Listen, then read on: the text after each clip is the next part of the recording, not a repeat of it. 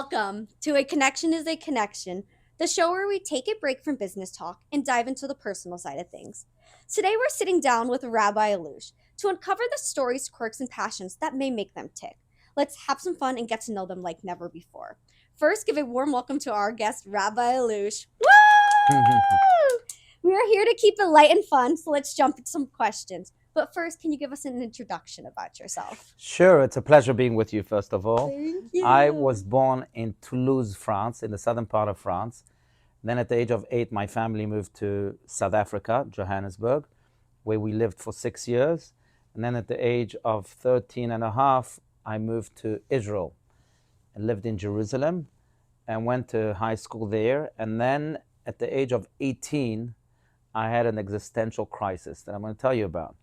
At the age of 18, all my friends were going to the IDF, to the Israeli army, which is compulsory in Israel. And I wanted to go. I was training to go. And then I had a medical unit of the army come and examine me. And they found out that I have a genetic disease, which is not a bad disease. It's called familial Mediterranean fever, for all of your listeners that may know about it. But then they told me, sorry, you can't go to the army. And I was really at a loss of words, at a loss of direction, because I had trained for 2 years to go to the army. That was my vision. I knew that I was going to become a soldier and then going to become an attorney, and my life was more or less set. But I don't know what to do now. Everything suffered this existential earthquake. So I went to my beloved rabbi, Adin Steinsaltz of blessed memory, and I said to him, what should I do? He said, look, maybe if you go outside of Israel and refresh your mind and reset your being, it will help you. And I hear that there's a position in Geneva, Switzerland, that is opening up for a youth director for the Jewish community. So maybe you should apply. You speak the language, I speak French, and I'm sure they'll like you and they'll take you. So I applied, and they hired me. And I started working for the Jewish community in Geneva. And the more I worked, the more that work resonated with me. And the more I find that calling in community work and in giving as much as I can. And that's when I said to myself, okay, I thought I was going to the army and then becoming an attorney. I guess God had other plans for me. I think I'll become a rabbi where I can spend the rest of my life serving. That's when I went to rabbinic school. I went to Milano, Italy for rabbinic school. I went to Israel a little bit for rabbinic school. Became a rabbi, got married, became a teacher, and then took my first rabbinic position in Atlanta, Georgia for 4 years, together with now my wife and our little son. We had 2 more children in Atlanta. Then we moved to Phoenix, where we established this beautiful community, Congregation Bet Tefillah, from the grounds up. So amazing. Had 7 more children, and thank God, we've been fulfilling Baruch Hashem, as they say. Baruch Hashem. And it's only the beginning. It's only the beginning. So many more blessings That's coming, right. Exactly. Well, we're so excited to have you. Thank and you. We're so excited to learn about you. This is so amazing. Let's hop into some questions. Yes. Looking forward. All right, Rabbi Allouche. Ready? Yes. Here we go. What is the scariest experience you've ever had? The scariest experience I've ever had is, well, there's an emotionally scariest experience I've ever had, and then there's a physically scariest experience I've ever had. The emotionally scariest experience I've ever had was probably what I just described. At the age of 18, when I really didn't know what to do, my whole life was in shambles, and I was scared emotionally. Scared for my future mainly. Sure. My scariest physical experience was probably when I was 15 years old. In I'll never forget, 1995. I was at the central train station or bus station of Jerusalem, Israel. And all of a sudden I hear a massive blow, like a BOW! Oh my gosh. And quickly I turn around and I see, I don't know if I should say this, but the graphic images I saw were just haunting until this very day. But what had happened was that a suicide bomber, a terrorist, blew himself up and I was witness to this You witnessed terrible, the whole thing? yes, to this Wow. terrible terror attack, and people were dying everywhere, bleeding everywhere. Thank God I was safe. I was a little further, but immediately jumped to action, tried to help as many people, and waited for the ambulances to come, and then they took over. But that was Wow. quite scary too. It's incredible. Yeah. It's an experience. Yes. If you had to explain your faith in one sentence to a stranger, what would you say? I would say that my faith gives us the answer to the why of life. Why am I here? Why do I live? Why did God give me another day when I woke up this morning? That's what my faith does. It gives me a sense of purpose, and it answers the why. Yeah. Do you have a weird habit? Tell us about it. Do I have a weird habit? We all want to know. Something. That's a good question.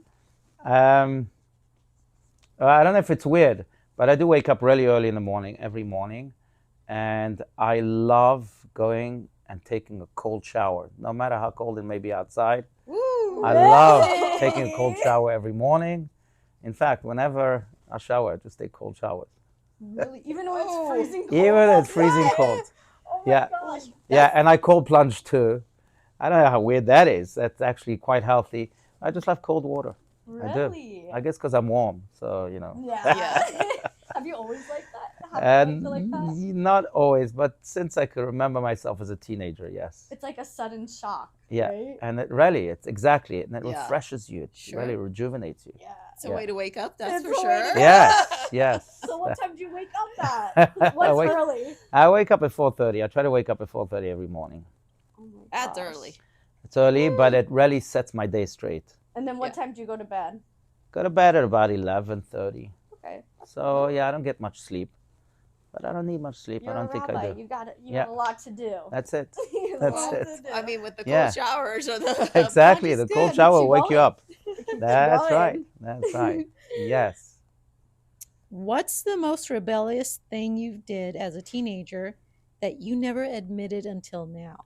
Until now. Until now. I think I've admitted most of all of my rebellious acts, at least to my parents. But I was pretty rebellious as a teenager, actually. I would run away from school. And thank God this was before the cell phone was fully developed or everyone owned a cell phone. So people could search for me for hours. And Oh they wouldn't find me. There's no cell You'd be phones. running around in France or what? No, in Israel, while in high school, Okay. I remember running away from school, and then I went up north. I was in Jerusalem. I went to Haifa, and then I called my friend just to see that everything's okay, that no one's looking for me. He says, "Look, your mother's looking for you everywhere." And you know, I lived in a dorm, so it's not like my parents were waiting for me to come home. Oh. But they called me out of the blue, and they called the payphone of the school, and they said, "Well, we can't find him." So my mother became worried. So I said to myself, "Gosh, I better call her." But I'm going to act as if I'm in school, even though I was 2 hours away from school up north in Israel. So I called her from a payphone because that's what we had then. And my mother tells me, "Where are you?" I said, "I'm in school. I don't know why you're so worried." She said, "I don't believe you. Your friends couldn't find you." I said, "I'm telling you, I promise you, I'm in school." And then she hears this bus driving right by me. No. So she said, "You're not in school. I can hear buses right next to you. You can't be in school." Anyway, so I don't know if that moment is somehow engraved in my memory as a rebellious moment. I don't know if it's the most rebellious, Oh but that's one of them. Well, definitely sounds like That's it. definitely it. Yeah. Yeah. What has been your biggest blessing? My biggest blessing has been my family. There's no doubt. My health, thank God. My community, including you. My ability to keep my vision and to really actualize it each and every day. And you're a huge blessing too. Thank you. During October 7th, you got up and went straight to Israel, and he went to go help. It's just, you're so incredible. Thank you so much. Thank you. I don't know Thank you. many people that would just get up and go and help their country. Yes. So that's incredible. You know, they That's say, my amazing. rabbi once told me that Israel is not Disneyland. You don't go there to have fun. Israel is motherland. And when your mother needs you, you go. Absolutely. Oh my gosh, I never thought of it that way, but Yeah. it's true. Yeah. Wow.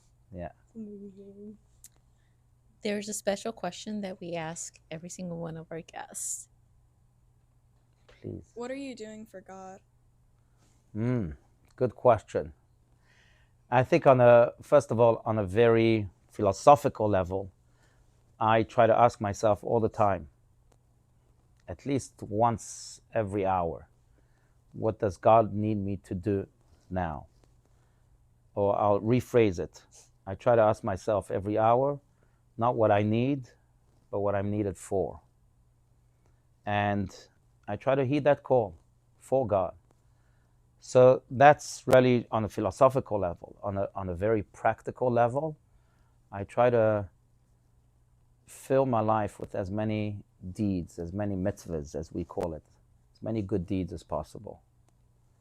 And I know I say that to my own children, but I do it first and foremost with myself, because you can't teach your children what you don't do yourself. But I ask myself every night before going to sleep, have I done really the maximum that I could do for others today? And if not, then I don't go to sleep. And I'll make that extra phone call, or I'll go and visit that sick person. And then I'll go to sleep with a quieter conscience. Wow. Awesome. Well, let's hop into some more fun Yes, questions. let's go. Okay. What's the most awkward interaction you've ever had with a stranger? I'm sure you've had some. Well, there are many. I don't know if I can share some of them on camera. Oh, That's okay. That's okay. Say That's it all. okay? Yeah. No, I mean, confidential questions that people ask me as a rabbi. Oh, Some of them yeah. are quite awkward. But very awkward conversation. I don't know why this is coming to mind. So I speak a little bit Spanish. My wife is from Caracas, Venezuela, so she speaks to my children in Spanish, and I understand now, thank God, most of it. But my Spanish is still not too good. But when I was starting to speak Spanish, or to attempt to speak Spanish, I remember that I asked a lady if she was embarazado, which I thought meant embarrassed, right? It sounds like embarrassed, What does it but mean? apparently means pregnant. Oh my gosh! So Would be awkward. that was awkward. That was awkward. Oh my. And there's some others. But you But, live and you learn, and that's now right. you Exactly. know what it means. Exactly. What did she Exactly. do when you said No, that? she corrected me. She was cool with it, but I felt awkward. Oh my gosh. Yeah. Have you ever disliked a gift someone gave to you? Maybe I've disliked the gift itself, but I never disliked the motive, the intention behind the gift. That I always appreciate. But yeah, there are many gifts I don't like. Yeah. Yeah. But you still Yeah. make the best out of it, right? That's right. They Exactly. gave you a gift. That's right. That's the intention. It's the motive, There the you love, and that's what counts. Exactly. And the physical gift, you can always recycle. Yes, you can. Reuse, recycle. That's right. Exactly. Rabbi, what's one thing you would never do again? One thing I will never do again. Wow. Not sure. Bungee jumping, probably. Really? Bungee jumping. I did bungee jumping in South Africa years ago. It was a scary experience. But that's it. I'm past the age. I don't think I'll ever do that again. Was it like the height thing you're scared of, or were we just It was like... just, falling so low so quickly, and then being held just by a rope. You know what bungee jumping is. Yeah. So it's nice. It's nice when you're 17. When you're my age and I'm 45, then It's not so great. not so great. You Exactly. still look like you're in your Exactly. 20s. Yeah. It's fine. If you could break one law without consequences, which one would it be? One law without consequences. It's a good wow. You have good questions. I have to commend you. Really, really good questions. I asked if you wanted to see them before. You said no. So yeah, that's right. One law that I would break is the law that that I'm just thinking about it because I was just in an airport, but the law that you have to go through security. The whole security process in the airport, I understand why it's needed, but it's grueling, as you know, I'm sure. And if I could just jump over that security barrier, that would be great. There you go. That's a good one. That's a really good one. Yeah. And then you have to take off. Everything's a pain. That's right, Like, exactly. You don't want to Exactly. have to go through that. Exactly. What's one thing you've never done that people would be shocked, or shocked to learn? That I've never done, Mm-hmm. that people would be shocked to learn that I haven't done it. Yeah. Oh, Or is it No, one that thing you that have? you've Oh, ever you done. have ever done. What's one thing you have done that we would Ah. be shocked? that you'll be shocked that Shocked to I've learn. done it. Yeah. I'm really not sure. Let's see. Something I've done, people will be shocked.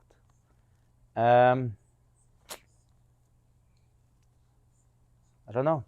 I really don't know. I've traveled the world, so maybe people would be shocked to hear that I've been Everywhere. almost in every continent. Yeah. I don't know if that's shocking. A Or like a shocking, interesting fact about yourself. shocking, interesting fact. Shocking, something that people don't know. Or in your childhood. Oh, in my childhood. anything. Maybe people will be shocked to know that the age of 7, it was Yom Kippur, the holiest day of the year, and our synagogue would rent this big theater, and my father was called to the stage, and I was there with him and with my sister, who's a year older than me.